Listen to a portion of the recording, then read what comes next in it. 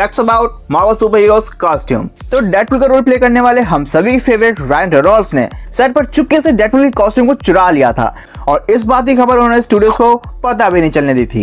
इसी तरह शूटिंग के वक्त टॉम हॉलैंड यानी कि हमारे स्पाइडरमैन को पानी पीना होता था, तो वो उस समय अपनी स्पाइडर मास्क में से एक आई पीस निकाल कर उसमें स्ट्रॉ डालकर पानी पिया करते थे। एंड शूटिंग के बाद पॉल बेटनी यानी कि विजन ने बताया कि उन्हें विजन का कॉस्ट्यूम पहनने में 3.5 घंटे से भी ज्यादा समय लगता था और कॉस्ट्यूम में उनके हेड पीस की वजह से उन्हें हर दिन सर दर्द को झेलना पड़ता था। मार्वल के 3 ऐसे कैरेक्टर्स जो नल को मार मार के उसका बैगन का भरता बना सकते हैं, तो ऐसे कौन से वो 3 कैरेक्टर्स हैं, आ जाओ जानते हैं। पर उससे पहले मैं चाहूंगा तुम फैक्ट ट्रैप को सब्सक्राइब कर लो। तो इस लिस्ट में नंबर 3 पर आता है टॉबा हल्क। जी हाँ, तुमने सही सुना, टॉबा हल्क, ना कि हल्क, क्योंकि हमारा हल्क तो फुल कुमारी बन चुका है और उससे तो ये वाली उम्मीद रखना ही मत। लेकिन ये टॉबा हल्क इतना ज्यादा पावरफुल है कि इसे ब्रेकर्स ऑफ वर्ल्ड भी कहा जाता है, जो कि नल की कहानी को अपनी कुछ ही घूसों में खत्म कर देगा। नंबर 2 पर है गॉड एम्परर डॉक्टर डूम और इस वाले डॉक्टर डूम के पास बियॉन्ड डर की पावर है, जिसकी मदद से वो नल को नल्ला बड़े ही आराम से बना सकता है। और नंबर 1 पर आता है वन अबव ऑल। ये पूरी मार्वल यूनिवर्स में एक ऐसा कैरेक्टर है जो सबसे ज्यादा पावरफुल है, चाहे वो मार्वल का यूनिवर्स हो या मल्टीवर्स। ये सबसे ज्यादा पावरफुल और ओमनीपोटेंट कैरेक्टर है। ये पूरे मार्वल कॉमिक्स में किसी भी कैरेक्टर को पलक झपकते ही मिटा सकता है। तो तुम सोच सकते हो कि नल का क्या हाल करेगा।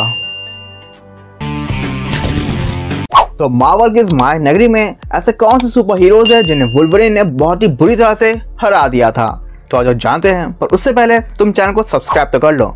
तो इस लिस्ट में सबसे पहला नाम आता है डेडपूल का। तो इस बात पर तो कोई शक नहीं है कि डेडपूल के पास भी बहुत ही कमाल का हीलिंग फैक्टर है। पर जब कॉमिक की स्टोरी लाइन में वुल्वरीन और डेडपूल की फाइट हुई थी, तो वुल्वरीन ने फाइट की शुरुआत में ही डेडपूल का सिर उड़ा दिया था और बाद में चेस्ट के अंदर अपना नाखून घुसेड़कर उसे हरा दिया था। नहीं, मैं नहीं मानता। इस लिस्ट में नंबर 2 पे आता है हल्क। तो कॉमिक की स्टोरी लाइन में जब हल्क अपने आप पर काबू खो देता है यानी कि आउट ऑफ कंट्रोल हो जाता है, तब वुल्वरीन उसे रोकने के लिए वहां आता है और उसका हाथ काट देता है। पर हाथ खोने के बावजूद भी वुल्वरीन उससे डटकर लड़ता है and in the end Wolverine इस फाइट को जीत लेता है। एंड इस लिस्ट में नंबर 3 पर अपने कैप्टन साहब भी है, यानी कि कैप्टन अमेरिका। कॉमिक्स में एक बार फाइट के दौरान कैप्टन अमेरिका वुल्वरीन के 4 आर्म्स को तोड़ देता है, बट लेटर ऑन वुल्वरीन उसे अपने हीलिंग फैक्टर से जल्द ही हील कर लेता है एंड बाद में वो कैप्टन अमेरिका की बड़ी तबीयत से सुताई करता है।